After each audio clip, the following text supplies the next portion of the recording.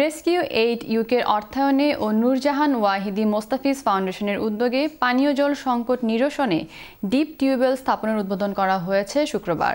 চট্টগ্রামের সীতাকুণ্ড থানার হাজীপাড়া গ্রামে এ নলকূপ স্থাপনের উদ্বোধনী অনুষ্ঠানে এলাকার বিভিন্ন শ্রেণী পেশার মানুষ উপস্থিত ছিলেন। ওই এলাকায় পানির স্তর নিচে নেমে যাওয়ায় সংকটে ভুগছিল এলাকাবাসী।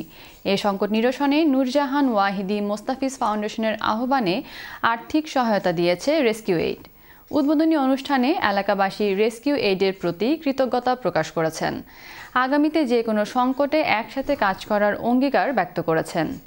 উদ্বোধনের সময় উপস্থিত ছিলেন নূরজাহান ওয়াহিদি মোস্তাফিজ ফাউন্ডেশনের কর্মকর্তা মোহাম্মদ মফিজুর রহমান, রাহেনা আক্তার, হজরত চাঁদ গাজী শাহ, জামে মসজিদ কমিটির সভাপতি নূরনবী ভূঁইয়া, শিক্ষক শামসুল ইসলাম লিটন, মোহাম্মদ রফিক, নূর সোলাইমান, নূর মোহাম্মদ সহ আরও অনেকে।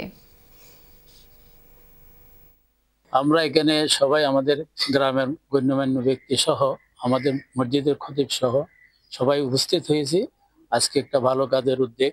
আমি রেস্কিউ ট্রাস্ট আমি আমাদের এলাকার পক্ষ থেকে ধন্যবাদ জানাই।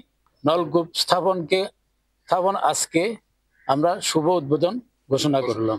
ইনশাল্লাহ তখন থেকে কাছে আমরা আমাদের স্কুল হাই মধ্যে ছেলেকে একসাথে এককালে কিছু মানে থেকে শুনে বেতন মানে প্রচুর যা আছে দিয়ে দিয়ে এবং টাকা আবার দিয়ে দিয়ে কলমের আমরা আলাদাভাবে আলাদা দিয়ে গ্রামের পানির সংকটের কারণে যে সংকট দেখা দিয়েছে এটা হচ্ছে রেস্কিউ এইডের সহায়তায়।